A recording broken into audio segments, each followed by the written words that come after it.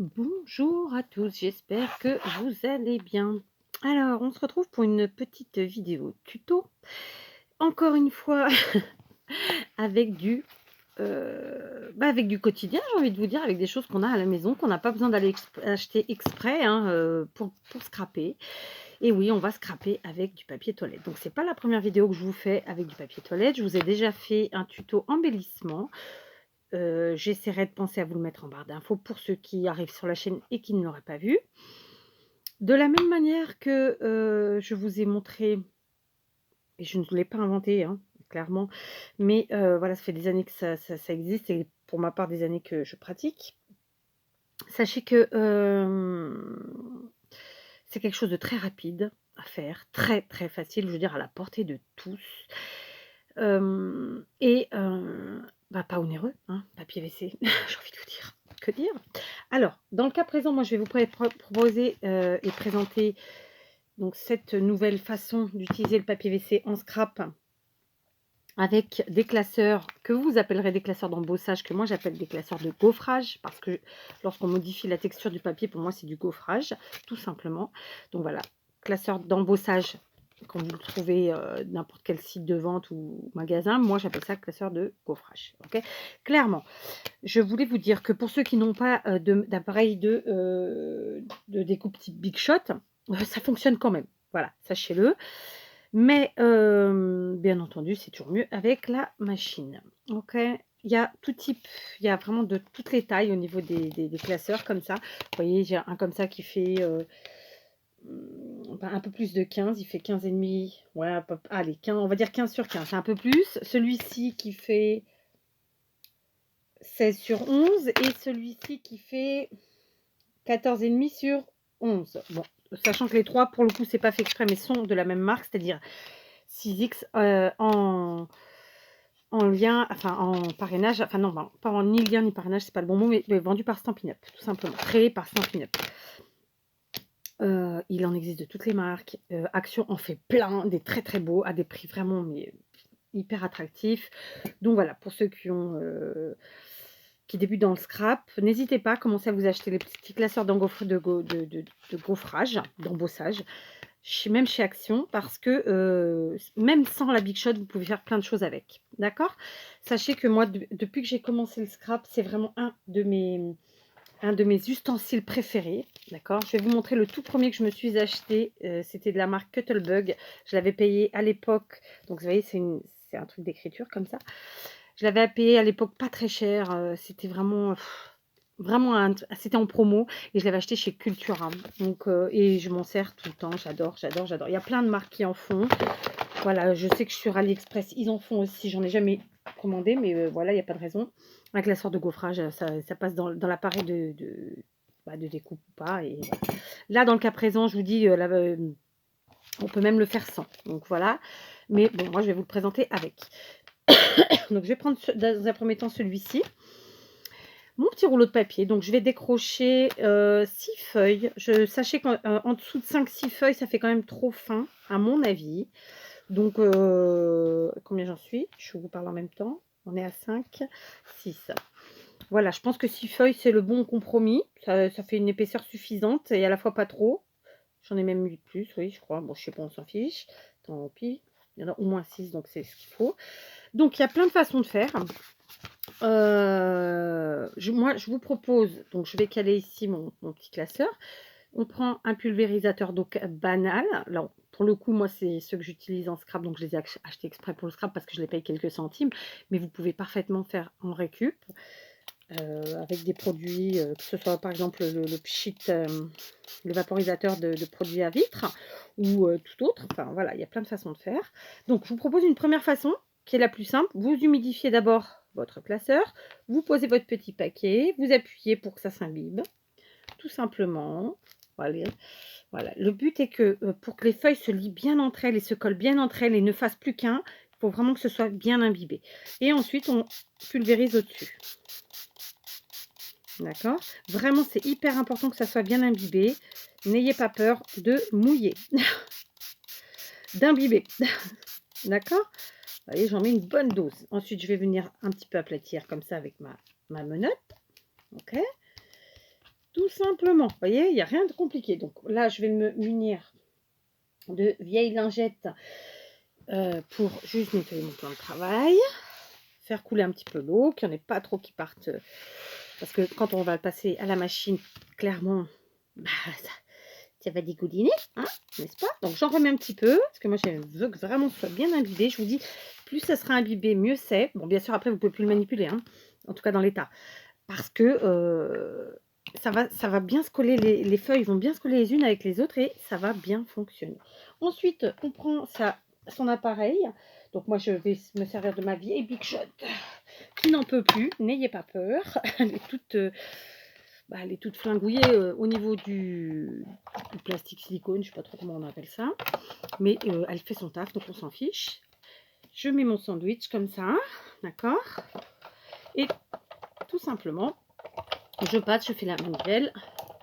Voilà. Alors, si vous voulez être sûr, vous voyez là, j'ai de l'eau qui va couler. Hop, j'enlève. Si vous voulez être sûr, vous pouvez même passer une deuxième fois. C'est pas obligatoire. Franchement, au premier coup, ça fonctionne très bien. Après, voilà, ça fonctionne de votre Big Shot. La mienne, par exemple, est très fatiguée. Donc, parfois, au milieu, ça appuie moins, même pour les découpes. D'accord? Donc, je nettoie ensuite, au fur et à mesure, mes petites plaques. D'accord? Parce qu'elles sont, du coup, très imbibées d'eau, ce qui est normal, puisque c'est l'excédent d'eau qui sort du papier, n'est-ce pas? Voilà, on nettoie. Ouais, ça vraiment, mais alors rien de compliqué. Hein? Hop, je les enlève pour le moment. On va en prendre des plus sèches. Alors, pour ceux qui ne le sauraient pas, moi, je ne jette pas mes lingettes une fois qu'elles ont été utilisées. Alors, clairement, j'ai un paquet de lingettes exprès pour moi, pour l'atelier de ménage ou des vieilles lingettes de bébé dont la date de péremption est passée, ou des lingettes qui ne sont plus du tout imbibées parce que le paquet était pas ouvert. Mais enfin, je m'en sers dans l'atelier et quand elles sont sales, je ne les jette plus. Je ne les jette pas. Je m'en resserre plein de fois avant de ensuite les transformer. Je vous montrerai ça ultérieurement. Mais je ne suis pas la seule à le faire, vous avez peut-être déjà vu. Donc voilà, une fois qu'on ouvre, vous voyez, notre papier a bel et bien été, est-ce que vous voyez bien,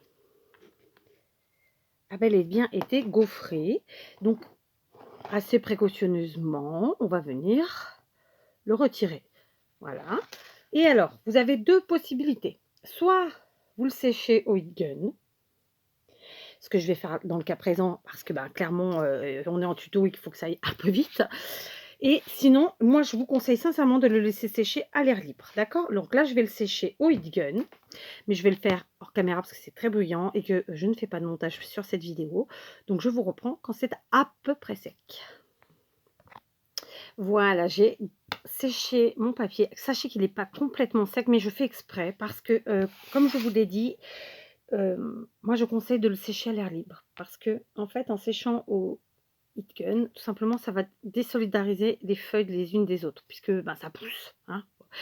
Donc voilà, ça nous donne un joli papier gaufré comme ça. Donc là, je viens de vous en montrer un que j'ai gardé dans une taille basique, plus commune, disons, que j'ai gardé en blanc. Là, on va en faire un autre, qui est beaucoup plus grand et qui clairement ne correspond pas à la taille de nos petites feuilles de papier toilette. Sachez que moi, mon papier à la base, vous voyez, il a lui-même gaufré, j'ai envie de dire. Sauf que clairement, quand on va faire l'appui avec le classeur de gaufrage, ça va disparaître totalement. Donc n'ayez pas peur. Il y a des papiers, je sais, qui sont roses, il y en a en couleur. Écoutez, même des parfumés, c'est top. Il y en a qui n'ont pas du tout de dessin, c'est parfait, ça fonctionne aussi. D'accord? Donc, là, je viens de décrocher un certain nombre de feuilles, sans même les compter. Donc, c'est pas grave. Là, en fait, je voudrais faire à peu près la taille de mon carré qui est ici. Et bien, tout simplement, je vais venir superposer mes feuilles. D'accord? Voilà, on va les superposer. Sachant qu'on en veut aussi sur le côté. D'accord? Et puis voilà, c'est tout simplement. D'accord? Donc vous pouvez parfaitement superposer comme ça, à peu près, pour que ça fasse la taille de si votre classeur de gaufrage est beaucoup plus grand, parce que clairement j'en ai des beaucoup plus grands. Je suppose que plein d'entre vous aussi. Voilà, il y a plein de tailles. Il y a même sachez-le, il y a des classeurs de gaufrage à la taille A4, à la taille d'une feuille d'imprimante, quoi. Vraiment, il y a de très très grands classeurs. Alors clairement, pour pouvoir les passer dans votre Big Shot, il va falloir avoir une Big Shot au format A4 ou A3. Donc ça, c'est un peu, on est un peu moins nombreux à pouvoir le faire, je m'en doute. Mais voilà, ça existe, sachez-le. D'accord? Donc voilà. Voilà, j'ai fait à peu près ma taille. Par contre, pour les derniers, je vais tout simplement plier comme ça en deux pour redonner à peu près la même épaisseur que ce que j'ai au milieu, parce que sinon ça fait une petite différence. J'en prends une comme ça, une comme ça. Voilà. Et puis écoutez, bah, ça va le faire. On va juste en remettre une dernière. Enfin, un dernier, parce que... ouais, non, une dernière, c'est une feuille. Comme ça. Ok, maintenant, on va... Pardon. On va pulvériser notre papier avec notre spray d'eau. Je ne sais pas si je vous l'ai dit au départ, mais c'est de l'eau. Mais bon, je pense qu'il va l'avoir dit quand même. J'espère. Sinon, je vous le dis maintenant. Mieux vaut tard que jamais. Donc, comme je vous l'ai dit, hein, vraiment, vous n'hésitez pas. Hop, hop, hop, hop, hop. On met plein d'eau, plein d'eau, plein d'eau. Là. Il faut vraiment que ce soit hyper imbibé pour que toutes les feuilles ne fassent plus qu'une. Donc, ça prend quand même pas mal d'eau au final. Hein. Faut pas avoir peur. Donc là, on est passé sur un autre format et je vais en profiter pour vous montrer qu'on peut aussi donner de la couleur. Alors, vous pouvez le faire de deux façons, même plus. Mais là, je vais vous en montrer deux aujourd'hui, si ma vidéo n'est pas trop longue. Donc là, je vais vous en montrer une première. Alors, ce que je vais faire, c'est que je vais retourner pour imbiber mieux de ce côté. Parce que clairement, comme je n'avais pas imbibé mon classeur, voilà, c'est pas assez imbibé. En tout cas, pas à mon goût.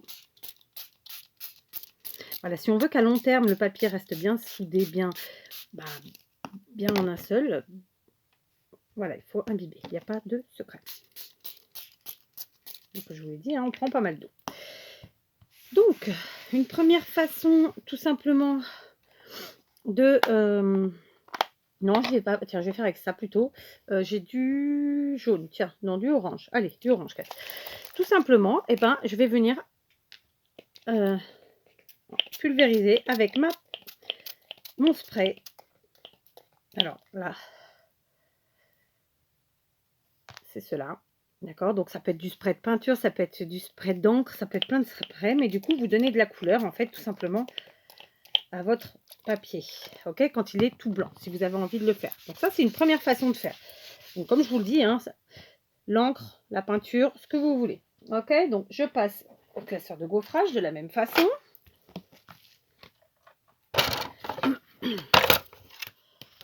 Hop. On y va. Alors, beaucoup d'eau, hein, je ne sais pas si vous la voyez, elle est là. On va venir la récupérer. Allez, hop. Ce sera fait. Voilà. Et une deuxième. Allez, pour le plaisir. Alors, j'ai fini le passage et le nettoyage vite fait de ma Big Shot sans vous. Donc, voilà ce que ça donne. Avec de la pulvérisation comme ça. Moi, j'aime bien.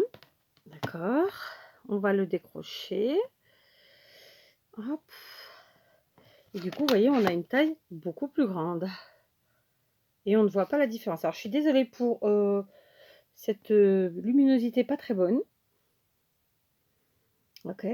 Je trouve ça très sympa. Donc là, encore, je vais sécher au heat gun et je vous montre ça. Voilà, j'ai séché grosso modo donc les embellissements en papier WC que nous venons de faire ensemble avec nos classeurs de gaufrage. Donc celui-ci qui est resté blanc, celui-ci qui a donc pris un peu de couleur saumon comme ça. C'est pas uniforme, mais vu que c'est de la pulvérisation, c'est un peu normal. Donc à l'arrière, c'est comme ça et à l'avant avec la couleur. Je les ai pas séchés entièrement comme je vous l'ai dit parce que clairement, je trouve que ça ça altère le côté collage des feuilles de papier entre elles. Maintenant, je vais vous montrer une deuxième façon avec un autre que j'avais fait précédemment. Alors, je vais peut-être prendre celui-ci. Voilà, je vais prendre celui-ci, donc qui est comme ceci. D'accord. Donc, celui-là, il est quasiment sec. Hein, je l'ai fait il n'y a pas très longtemps, il y a peut-être une heure en arrière. Pardon. Et donc, j'avais pulvérisé un petit peu directement sur la plaque de gaufrage, sur le classeur de gaufrage, mon encre comme ça. d'accord? Enfin, c'est de la peinture. Là, je vais vous montrer que tout simplement, vous pouvez, sinon, avec vos encres, venir ancrer. Alors, je vais peut-être reprendre quand même du vert, parce que vu qu'il était déjà vert, on va pas... Voilà. Et tout simplement, avec de l'encre, vous venez sur votre papier gaufré, comme ça, tout simplement, venir donner un peu de couleur. Là, ce sont des encres à l'eau, d'accord? Mais il y a plein d'autres encres qui existent. Et vous voyez, tout de suite, ça donne la couleur. Bien sûr, il faudra de nouveau laisser sécher. Mais voilà, ça nous permet de donner de la couleur. J'aurais pu tout à fait le faire. J'ai du marron, là, je vais prendre le marron clair. J'aurais pu tout à fait le faire en marron. D'accord? Après, voilà, vous faites, et vous n'êtes pas obligé d'avoir les mêmes marques d'encre que moi, ça fonctionne très bien. D'accord? Donc là, j'ai fait vraiment vite fait pour vous montrer qu'on pouvait le faire. Donc voilà, de jolis petits embellissements en papier WC pour scraper. Alors, il y en a qui vont me dire, mais comment tu les utilises après? Bah, écoutez, tout simplement en sujet de carte, en fond de carte ou sur d'autres créas, comme en vérité n'importe laquelle en scrap. Sachez que je montre toujours ensuite par la suite comment j'utilise, je parle pour les nouveaux, ce que je vous ai présenté. Donc ça viendra dans les vidéos, dans les prochaines vidéos, je vous montrerai. Donc vous voyez celle-ci, elle est quasiment sèche. Vous voyez, ça c'est très malléable, ça bouge pas, ça se défait pas. Et donc c'était celle-ci. Voilà, c'était ça. C'était ça. Et ça donne... Alors, si j'avais pas pulvérisé, ce serait blanc. Mais sinon, c'est... J'ai pas pulvérisé, d'ailleurs, j'ai fait avec le tamponnage d'encre, comme ça, et ça fait ça. Et je trouve le résultat extra. Celui-ci, c'est des écritures. Alors, je l'ai un peu moins réussi, celui-ci, parce que je pense que j'ai pas aussi imbibé d'eau, tout bêtement, hein, ma foi. C'est pas flagrant. Vous n'allez peut-être pas le voir, mais moi, moi, je le vois au milieu un petit peu, comme ça. D'accord, voilà. Ensuite, j'ai fait celui-ci en mur de briques que j'avais, pareil, pulvérisé. Alors, sur les côtés, on voit parfois, j'ai pas mis pile poil au même endroit. C'est pas grave parce que de toute façon, à l'utilisation, on découpe les bords. Et donc, ben, on n'y voit que du feu. Voilà, comme je vous le dis toujours, c'était celui-ci. En scrap, voilà, tout est faisable, vraiment, tout est rattrapable quasiment. Et voilà.